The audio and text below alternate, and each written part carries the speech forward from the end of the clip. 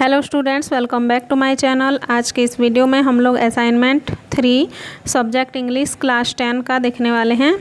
और आप लोगों के बहुत डिमांड आ रहे थे कि असाइनमेंट 3 का सॉल्यूशन बता दीजिए करके, तो मैं आप लोगों के लिए आज लेके आई हूँ असाइनमेंट 3 का सॉल्यूशन।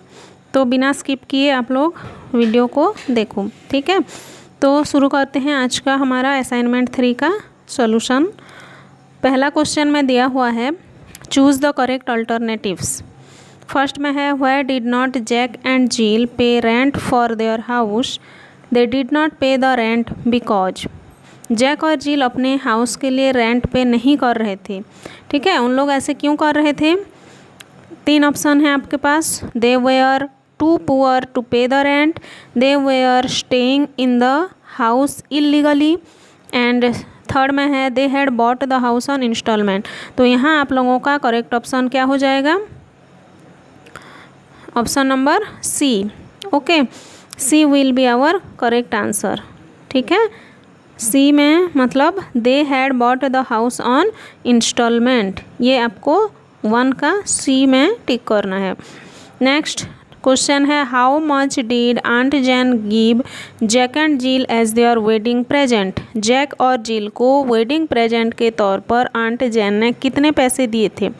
100 पाउंड, 200 पाउंड्स या 1000 पाउंड्स। बेसिकली कितने पाउंड दिए थे वो? 200 पाउंड्स। तो answer will be our B option, है ना। नेक्स्ट तीसरा क्या है, how much did Jack and Jill pay to get a car. Car पाने के लिए जैक और जील कितने पाउंड दिए थे? तो यहाँ पर भी option number B, that is 10 pounds, ठीक है। ये हमारा करेक्ट आंसर है। नेक्स्ट क्वेश्चन 4 है, why did aunt Jane refuse to lie down on the bed. She did not lie down on the bed because. ठीक है, आंट जैन रिफ्यूज यानी मना कर दी थी, है ना, उनके बेड में बैठने के लिए। क्यों ऐसा की थी वो? 3 ऑप्शन है आपके पास। She was angry with the Jack and Jill, the bed did not belong to Jack and Jill, she was in a hurry to leave the house of Jack and Jill। यहाँ पर correct option B है ना। The bed did not belong to Jack and Jill, bed Jack और Jill का नहीं था, है ना, एंटायरली नहीं था, इसीलिए जैक और जिल के बेड में बैठने के लिए मना कर दी थी आंट जैन, ठीक है। Next, what did Jack intend to do with the 10 pounds cheque. 10 pounds का चेक जब आंट जैन उनको दिए थे तो जैक उसको क्या करने के लिए सोचा? He wanted to pay off the installment to the doctor, he wanted to pay off the installment for the house, he wanted to pay off the installment for the car. तो option number C will be our correct answer, ठीक है। वो car का instalment पे of करने के लिए सोचा था, ठीक है। तो इसी के साथ हमारा क्वेश्चन नंबर 1 होता है complete. Now move to question number 2। Okay, question number 2 में आप लोगों को एक शॉर्ट पैराग्राफ दिया हुआ है ना, जो कि आप लोगों की द नेवर नेवर नेस्ट से ही लिया गया है। तो आप लोगों को पैराग्राफ को अच्छे से रीड करना है। तो चलिए स्टूडेंट्स रीड करते हैं। Aunt Jane, now I am sorry if sounded rude, but really I am shocked to find the way you are living. I have never owe a penny in my life, cash down. That's my motto and I want you to do the same. Now, look, here is a little check I am meaning to give you anyway. Suppose you take it and pay off one of your bill so that you can save one thing at least really belong to you. ये था हमारा passage और इसके basis पे आप लोगों को नीचे क्वेश्चंस दिया गया है ना। पहला क्वेश्चन है, answer the question. What did aunt Jane want Jill to do. Aunt Jane Jill क्या करेगी करके सोची थी। जील क्या कर रहा, मतलब आंट जैन क्या चाहती थी जील को। तो यहाँ पर हम लोग आंसर देखेंगे उसका। Aunt Jane wanted Jill to pay off one of her bill so that she can save one thing at least really belong to her, है ना। आंट जैन यही चाहती थी कि कम से कम एक चीज़ का तो रेंट वो पे करे, है ना। सपोज कार का रेंट हो गया, कार का इंस्टॉलमेंट हो गया, या पियानो का किसी भी चीज़ का इंस्टॉलमेंट अगर वो पे कर देगी तो कम से कम वो बोल पाएगी कि ये पूरा जो सामान है ये मेरा ही है, ठीक है। इसलिए आंट जैन ने उनको एक स्मॉल चेक दी थी। नेक्स्ट क्वेश्चन क्या है, where was aunt Jane shocked. Aunt Jane क्यों शॉक हो गई थी?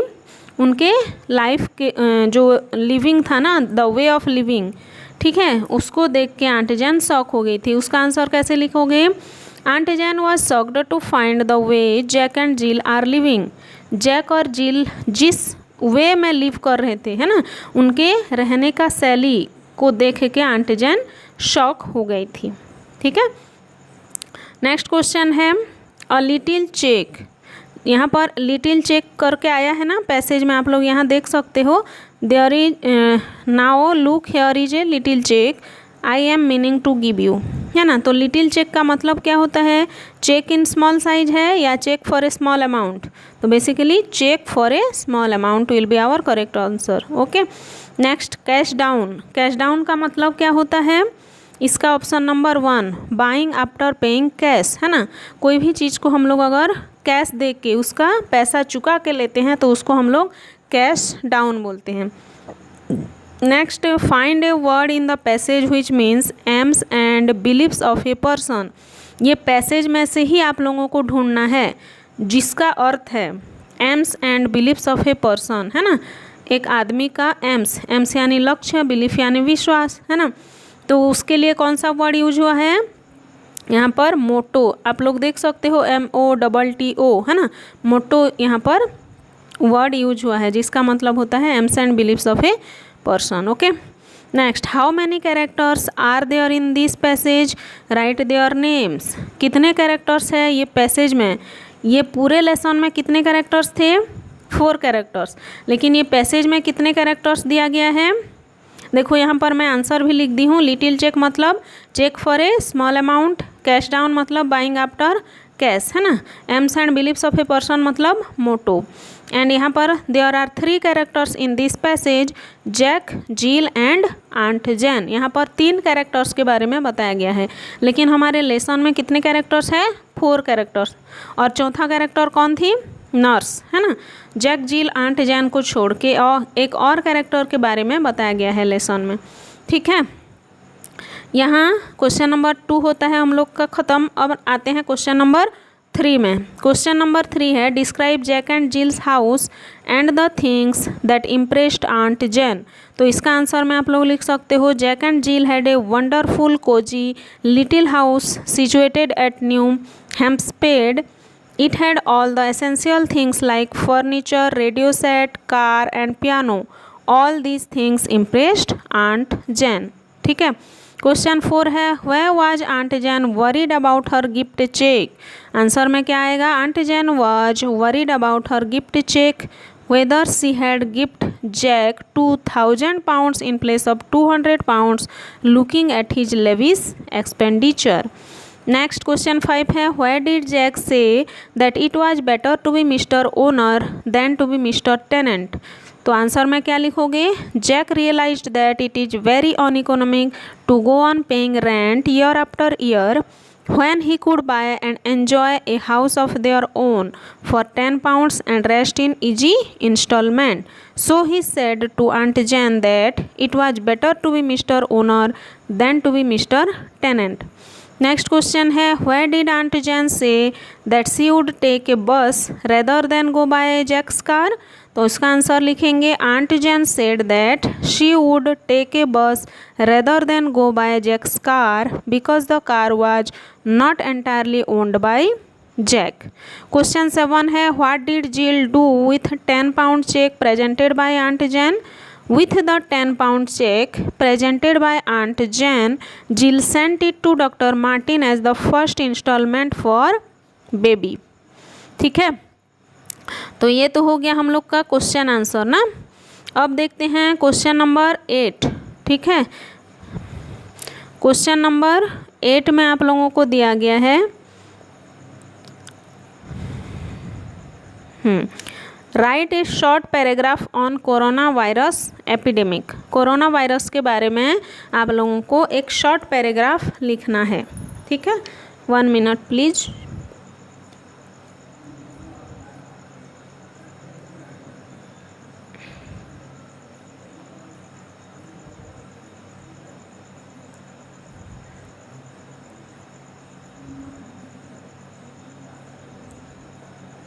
हाँ, यहाँ कोरोना वायरस का पैराग्राफ लिख दी हूँ, आप लोग इसको देख सकते हो।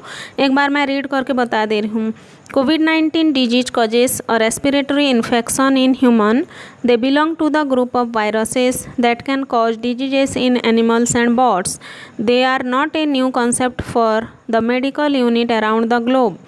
But novel coronavirus 2019 is the new arrival of viruses in the family of coronavirus. Novel coronavirus 2019 was initially transmitted from birds to animals. The first transmission was observed, or we can say that the origin of novel coronavirus was in Wuhan, China. They harm the respiratory system, and the initial symptoms of coronavirus can be developed from 4 to 14 days. Cleanliness and precaution measures can be adopted to eradicate the problem of coronavirus.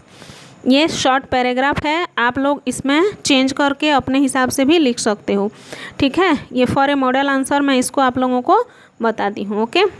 Next और last question है जो कि आप लोगों का grammar based है ना, do as directed वाला क्वेश्चन है। आप लोग क्वेश्चन को देख भी सकते हो, तो यहाँ पर मैं आंसर के साथ बता रही हूँ। पहले क्या दिया हुआ है क्वेश्चन नंबर 1 में, ही टूक हिज ब्रेकफास्ट एट 8 AM, और इसको क्या करना है, चेंज इनटू नेगेटिव सेंटेंस, है ना। ही टूक हिज ब्रेकफास्ट, ये कौन सा टेंस में है, हमारा सिंपल पास्ट में है, इसलिए हम लोग उसको डिड लगा के नेगेटिव बनाएंगे, तो आंसर हो जाएगा he did not take his breakfast at 8 AM। Next है he does his homework, change it into interrogative sentence, तो क्या आएगा यहाँ पर, जब हम लोग इंटेरोगेटिव करेंगे, does he do his homework, okay. Next I will sing a song, इसको क्या करना है, प्रेजेंट परफेक्ट टेंस में लिखना है, तो I have song a song, ठीक है। सॉन्ग हमारा third form of the verb है, हैव के साथ थर्ड फॉर्म लगता है, और प्रेजेंट परफेक्ट में हैव या हैज का यूज होता है और वर्ब का थर्ड फॉर्म, ठीक है। नेक्स्ट क्वेश्चन 4 है, I completed my work in time, इसको आपको इंटेरोगेटिव बनाना है। देखो यहाँ पर कंप्लीटेड है ना, तो पास्ट है, और पास्ट में हम लोग कौन सी हेल्पिंग वर्ब का यूज करते हैं, दैट इज डिड, तो यहाँ क्या लिखेंगे, did I complete my work in time, question mark, ठीक है।